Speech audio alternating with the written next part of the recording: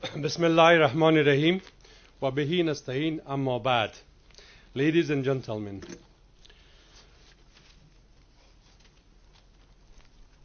it's an honor to be here. I thank Mr. Prasad and the IDSA to invite me to this gracious opportunity. We are at war with the most dangerous enemy ever known to mankind. Terrorism is a serious issue globally and a threat to humanity. Terrorism, combined with the geopolitical great games, has been imposed on Afghanistan for decades. And the country and brave Afghan people have suffered and sacrificed tremendously fighting this menace. Afghanistan today is facing the most difficult time. It's in war on terror against and the community to face state-sponsored terrorism outfits who consider my country as their backyard for strategic depth.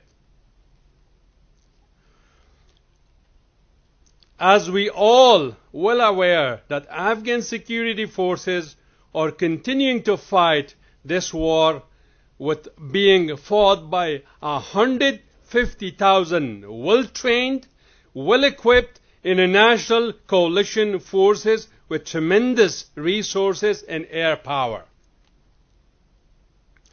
Afghan security forces continue to fight the war on terror with limited means and face continued casualties of attack under extremely difficult conditions, and or bravely sacrificed their lives to defend their country. Afghanistan cannot be left alone to fight this war on terror, and the regional and global countries need to take this threat seriously and extend their full cooperation to support the fight this war on terror. The world forgot about Afghanistan after withdrawal of Soviet troops, which led to Afghanistan becoming a safe haven for terror organizations, leading to 9/11. Most Afghans have lost some members of family and friends and continue to suffer and have sacrificed several lives over the past 4 decades. The illegal drug trade is not only financing the terror outfits, but also severely undermining the rule of law and the right of this legitimate government in large territories in Afghanistan. Beside this, it's a huge social and health catastrophe, as there are more than 3 million addicts in Afghanistan, which is roughly 10% of Afghan population. The illegal mining is also financing the terror activities and depriving the Afghan government of legitimate revenues for the development of the country. Legal mining would also contribute to building infrastructure of capacity and providing meaningful employment. Terror organizations are abusing religion and waging an ideological war to destroy ancient culture, civilization, and heritage, to control territories and population for their geopolitical objectives. The war has resulted in the world's highest attribution to and casualties rate among Afghan national security forces.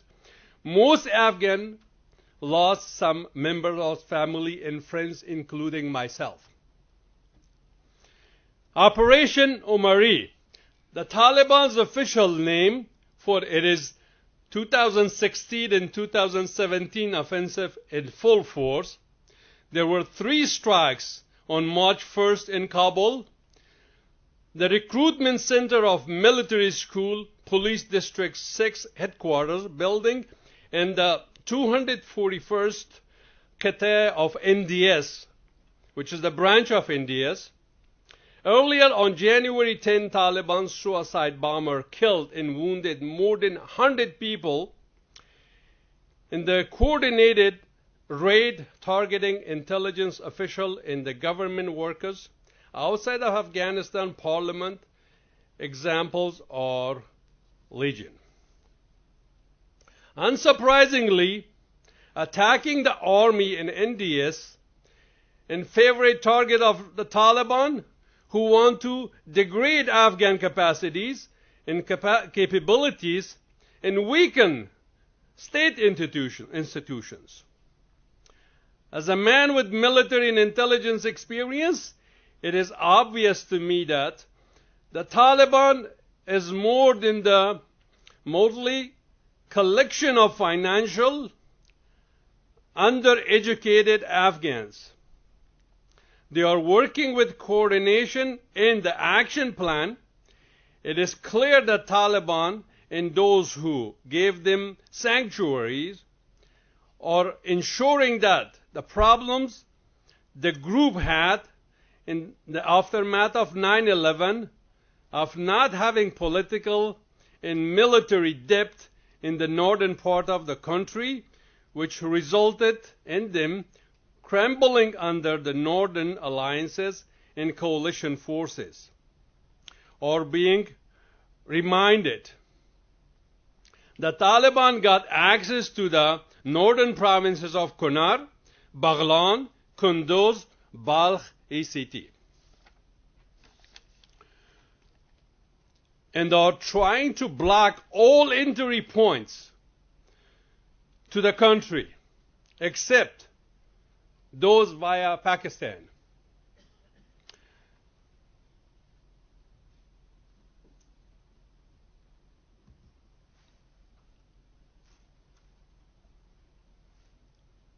I don't think that's the, this is the proper slide. You can look up there, and most of the entries, because Afghanistan lately came out of that one border and opened some more for export, import, and other logistic purposes.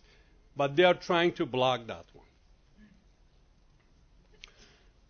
The Taliban influences in Afghanistan is undeterribly burgeoning an international effort and underway to get the leadership and negotiate with the Afghan government, which Mr. Admar pointed. This was last stressed upon the Six Nations Summit in Moscow on February 16.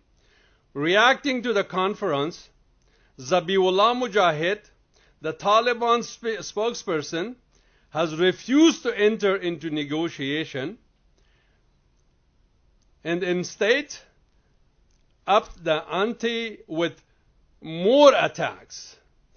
Some countries throughout that integration of Hizb Islami in regenerating Gulbuddin Hekmatyar could act as an incentive in a blueprint for Taliban's reintegration into the system.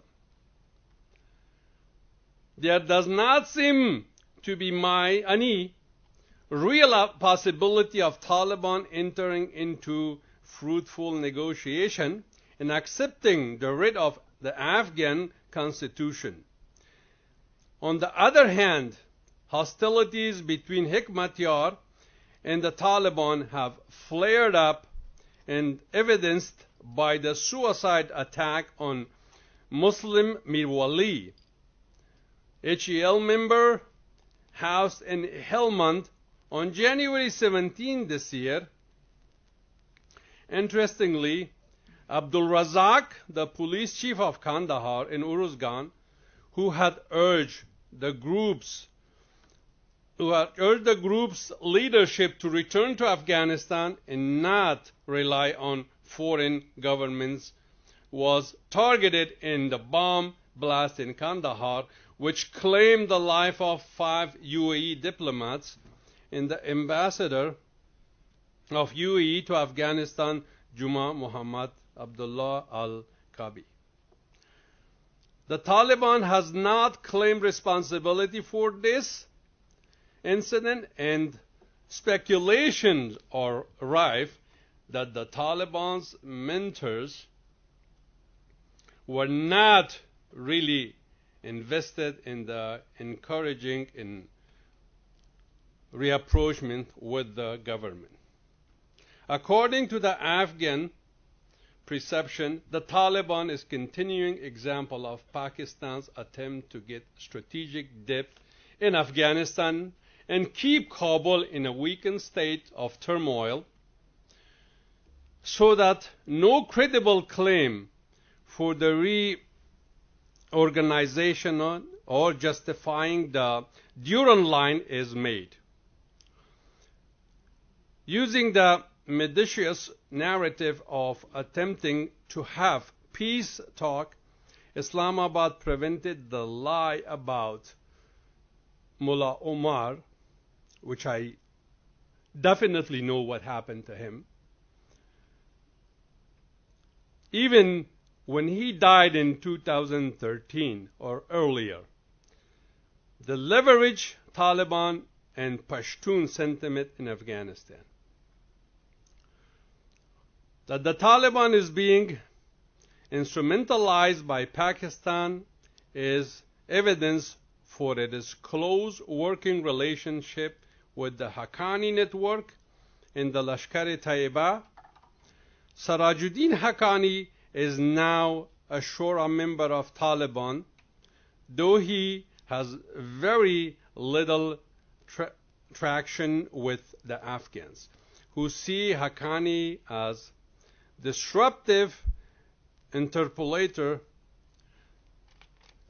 Jalaluddin Haqqani links with the Taliban, including Osama bin Laden, and the current emir of Al-Qaeda, Ayman al-Zawahiri, are well documented.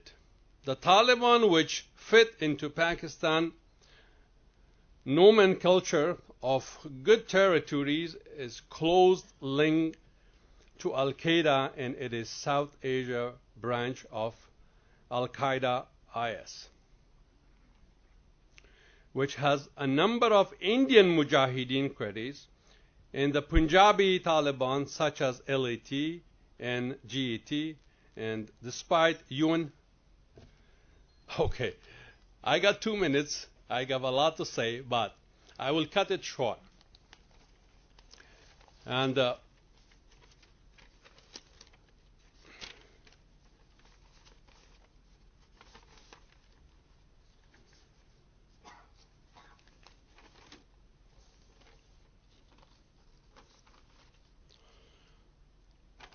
Afghanistan and its people have the right to have a peaceful life in existence, like other countries do. Peace is not the absence of conflict, and it's inability to handle peace or handle conflict by peaceful means. We maintain peace through our strength. Weakness only invites to aggression and violence. We have had historical friendly ties with countries in the region, but some, in hope and pray that our true friends realize the gravity and seriousness of the situation and step up their cooperation in this fight against terror before it spreads like a cancer in the region and globally.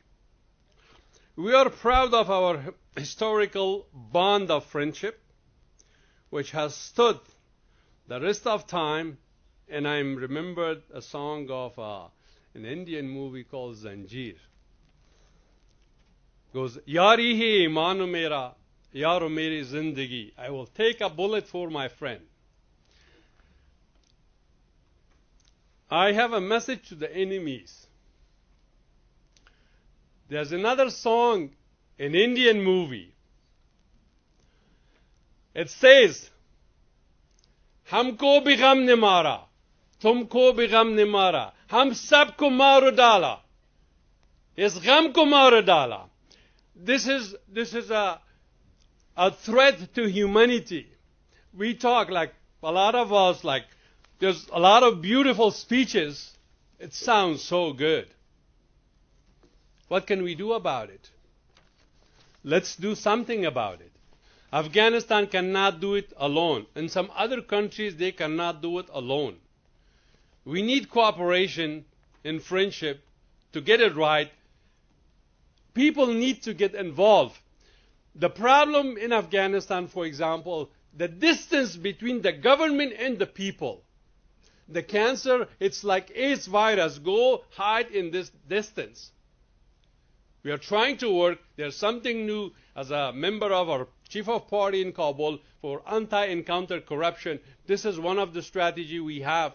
We need to close or minimize this gap, help the government, and get cooperation for our friendly countries, and we will make it happen. Thank you.